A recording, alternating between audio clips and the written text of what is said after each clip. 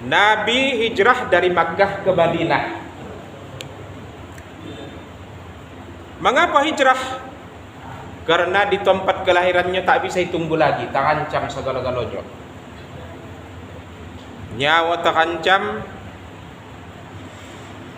kemudian perjuangan pun terancam. Terancamnya macam mana? Jadi Bapak Ibu yang dimuliakan oleh Allah, rupanya orang-orang kafir Quraisy yang dalam sejarah disebutkan termasuk keluarga dekat Nabi. Keluarga dekat Nabi ini, kafir Quraisynya ini yang mengancam Nabi ini. Udah berkumpul orang itu di suatu tempat namanya Darun Nadwah. Jadi saudara sendiri yang jadi lawan. Inilah kita tengok kadang-kadang ya kan, saudara sendiri jadi lawan, berkumpul orang apa? Mereka tidak ingat lagi kalau Muhammad itu adalah saudara keturunan mereka satu nenek moyang, dan dengan orang itu Muhammad adalah musuh kita, musuh masa depan kita. Selama dia ada di daerah ini, jangan harap kita akan bisa lagi leluasa untuk berbuat.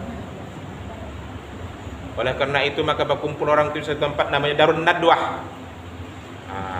Jadi kalau kita menamakan anak jangan si Nadwah namanya ya. Karena Nadwah itu Darun Nadwah. Ia adalah tempat berkumpul orang-orang kafir untuk membunuh Nabi.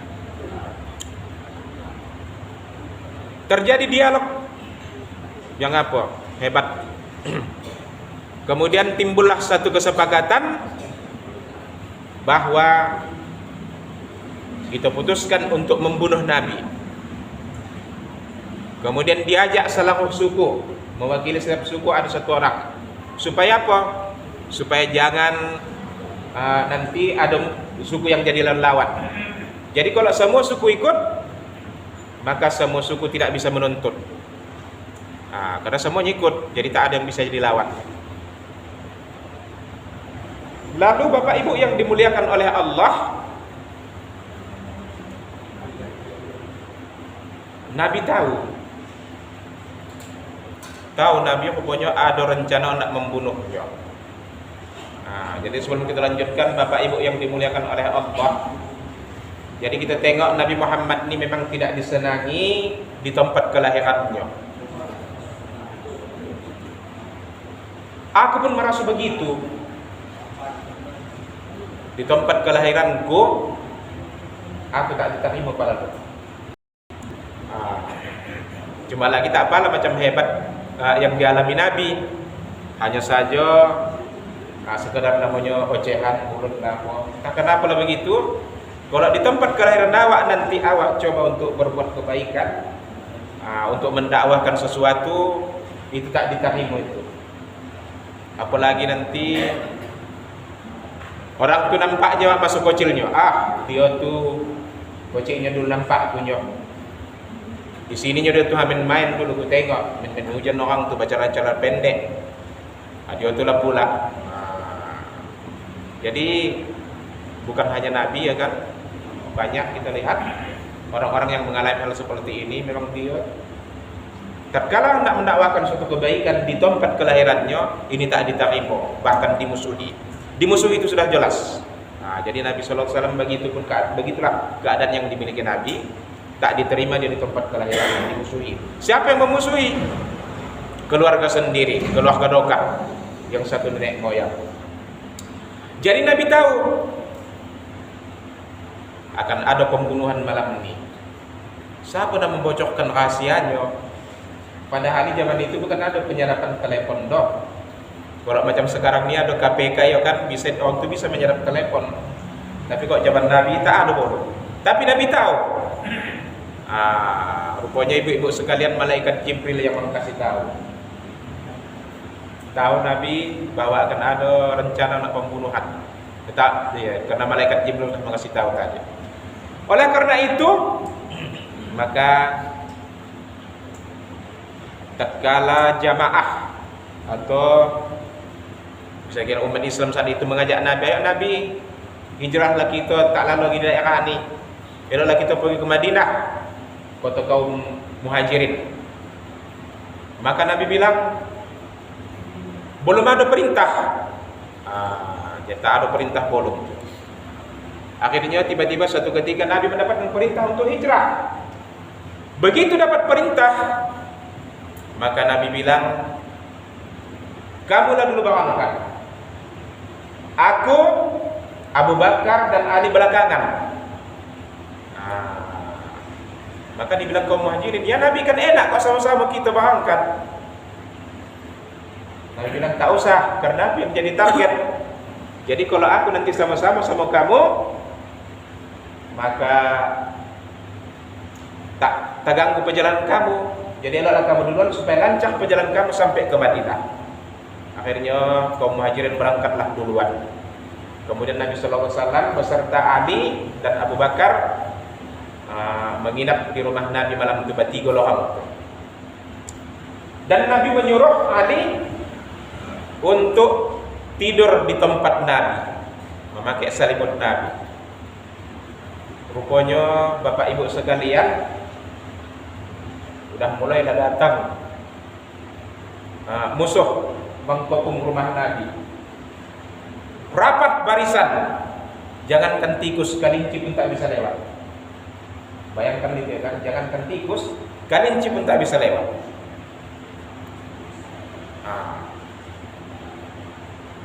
Dapat dikepung oleh polisinya Quraisy. Tapi itulah namanya Allah berencana. Nabi dan Abu Bakar tetap juga bisa keluar dari rumah itu walaupun rapat pengepungan tadi. Mereka keluar dari pintu belakang. Ada pula yang menyebutkan, tapi memang tak dapat kubur sumbernya. Fotonya Nabi keluar itu, maka tak ketahuan dengan kafir Quraisy membaca ayat surah Yasin ya. Apa itu? Wa ja'alna min baini aydihim saddan wa min khalfihim saddan fa'aghshaynahum fa hum la yubsirun. Ini ada juga sampai aku yang tapi ku cari apa pun dapat tu. Apakah betul itu yang dibaca Nabi? Itu yang dibaca. Jadi bapak-bapak sekalian, kalau bapak nanti pas di jalan ada haji ya, bisa baca itu. Bisa ya.